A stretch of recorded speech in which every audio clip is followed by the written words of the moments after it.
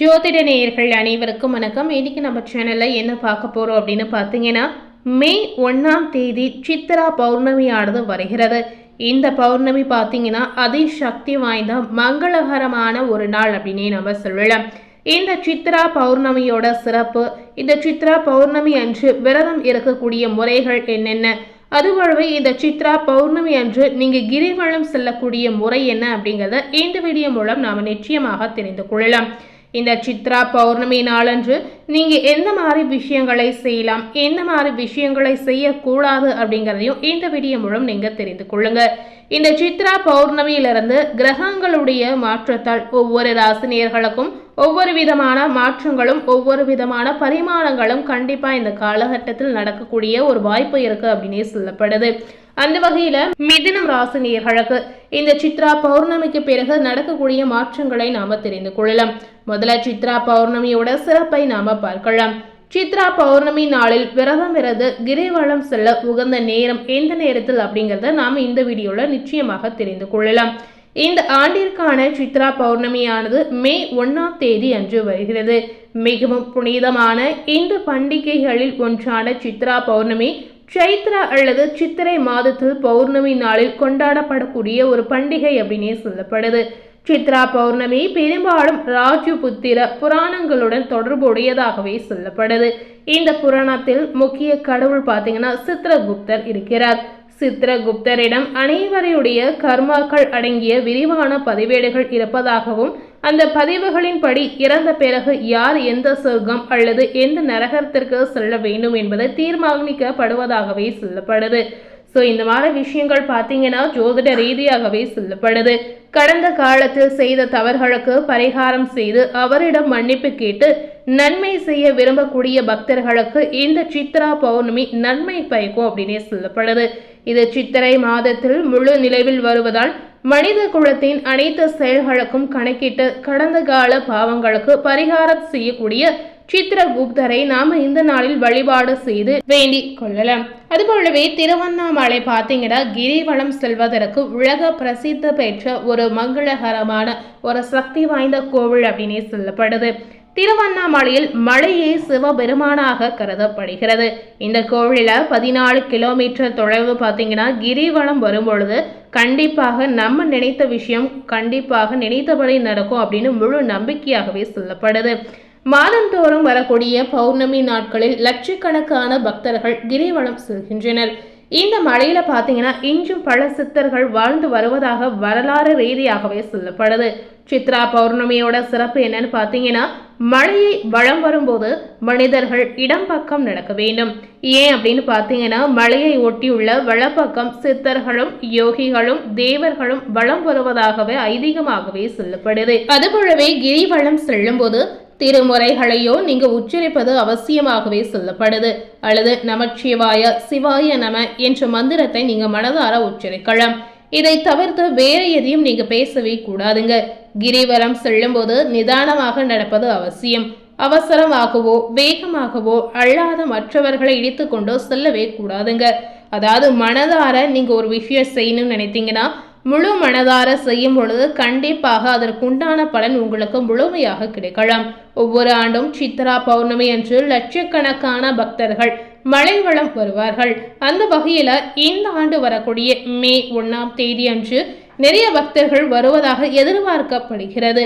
இந்த நாளில் நீங்க செய்யக்கூடிய விஷயங்கள் என்னென்ன அப்படின்னு பார்த்தீங்கன்னா, இந்த நாளில் அதிகாலையில் எழுந்து புனித நீராடி தூய ஆடியை அணிந்து அந்த நாளை பயபக்தியுடன் தொடங்குவது அவசியமாகவே சொல்லப்படுது. இந்த நாளில் பிரார்த்தனை செய்து ஆசீர்வாதம் பெறுவது முக்கியமாகவே சொல்லப்படுது. இது ஒரு நீதியான வாழ்க்கைக்காக பிரார்த்தனை செய்வதற்கும் கடந்த கால செயல்களுக்கும் மன்னிப்பு கேட்பதற்கும் ஒரு நாள் என்று சொல்லப்படுது. இந்த நாளில் விரதம் இருந்து சித்ரகுப்தரை வழிபட்டு வந்தீங்கன்னா கர்ம வினைகள் நீங்கும் அப்படின்னு முழு நம்பிக்கையாகவே சொல்லப்படுது. இந்த நாளில் இறைவனை வழிபாடு செய்தல், தீபம் ஏற்றுதல் மற்றும் பிரார்த்தனை செய்தல் போன்ற பாரம்பரிய சடங்குகளில் பங்கேற்பது உகந்த நாளாகவே சொல்லப்படுது.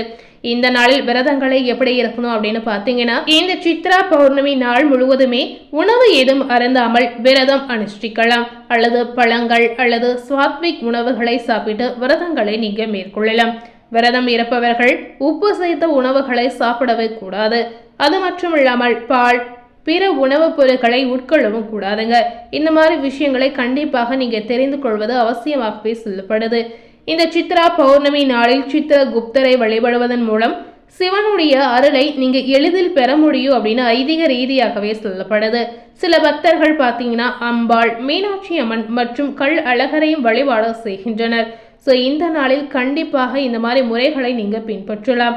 இந்த நாளில் உங்களால் முடிந்தால் ஏதாவது ஒரு நெய் வைத்தியத்தை படையலாக படைத்து முக்கியமாக பொங்கல் செய்தீங்கன்னா சிறப்பாக இந்த விஷயத்திற்கு உங்களுக்கு உதவலாம்.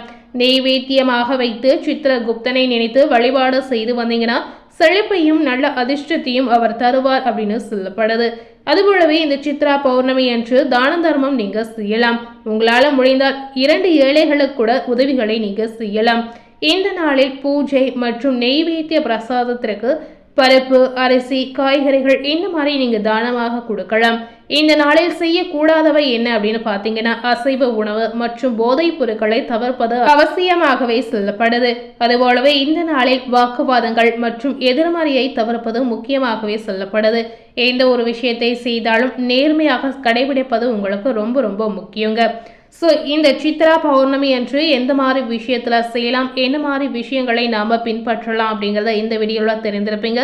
இந்த சித்ரா பௌர்ணமி நாளில் இருந்து மிதுனம் ராசி நேயர்களுக்கு என்ன பலன் கிடைத்திருக்கு அப்படிங்கிறத நாம் இப்போ பார்க்கலாம். மிதுன ராசியில மிருகசீரிடம் நட்சத்திரத்தில் பிறந்த நேயர்களுக்கு திட்டமிட்டு செயல்படுவதில் வல்லவரான உங்களுக்கு இந்த காலகட்டம் நன்மையான காலகட்டமாக அமையலாம். உங்களுடைய லாபாதிபதி செவ்வாய் மே 10 வரை ஜீவனஸ்தானத்தில் சென்றிருப்பதால் தொழிலில் எதிர்பார்த்த முன்னேற்றம் ஏற்படும். புதிய முயற்சிகள் வெற்றியாகலாம். இதுவரை நிறைவேறாமல் இருந்த வேலைகள் முடிவிற்கு வரலாம். ரியல் எஸ்டேட் தொழில் செய்யக்கூடிய நேயர்களுக்கு லாபங்கள் அதிகரிக்கும். சகாயஸ்தானத்தில் சஞ்சரிக்கும் மோட்சக்காரகன் கேது உங்களுடைய நம்பிக்கையை அதிகரிக்க செய்யலாம். துணிச்சலுடன் செயல்பட வைக்கக்கூடிய சூழல் இருக்கிறது. பிறரால் முடிக்க முடியாத வேலைகளையும் முடித்து அதுல ஆதாயம் பார்க்கக்கூடிய ஒரு சூழல் உங்களுக்கு இருக்கிறது. கடன் தொல்லைகள் இந்த காலகட்டத்தில் உங்களுக்கு விலகி செல்லலாம். பெரியோருடைய ஆதரவு, துணை அனைத்துமே உங்களுக்கு முழுமையாக பக்கபலமாக இருக்கலாம். அதுபோல உங்களுடைய குடும்பத்தில் ஏற்பட்ட பிரச்சனைகள் இந்த காலகட்டத்தில் நல்ல முடிவிற்கு வரலாம். வாழ்க்கை துணைக்கும் உங்களுக்கும் ஒரு இணக்கமான நிலை நிச்சயமாக ஏற்படும். சுக்கிரனுடைய சஞ்சாரம் உங்களுக்கு சாதகமாக இருப்பதால் நினைத்த விஷயங்கள் அனைத்துமே ஒவ்வொன்றாக உங்களுக்கு நடக்கலாம். அடுத்ததாக திருவாதிரை நட்சத்திரத்தில் பிறந்த நேயர்களுக்கு முயற்சியால் முன்னேற்றம் அடைந்து வரக்கூடிய உங்களுக்கு இந்த காலகட்டம் முன்னேற்றமான காலகட்டமாக அமையலாம். குரு பகவானின் பார்வையுடன் சஞ்சரிக்கக்கூடிய ராகு உங்களுடைய செல்வாக்கை அதிகரிக்க செய்யலாம். வெளிநாட்டு முயற்சிகளை சாதகமாக்கலாம். பொன்பொருள் சேர்க்கை உங்களுக்கு அதிகரிக்கும். அரசியல்வாதிகளுக்கு, அதிகாரத்தில் இருப்பவர்களுக்கு கனவுகள் அனைத்துமே நிறைவேறும்.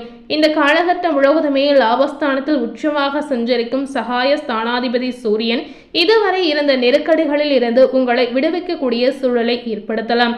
எதிர்பார்த்த முன்னேற்றத்தை நீங்க அடையலாம். தொழிலில் ஏற்பட்ட தடைகள், பிரச்சனைகளை எல்லாமே இருந்த இடம் தெரியாமல் போகலாம்.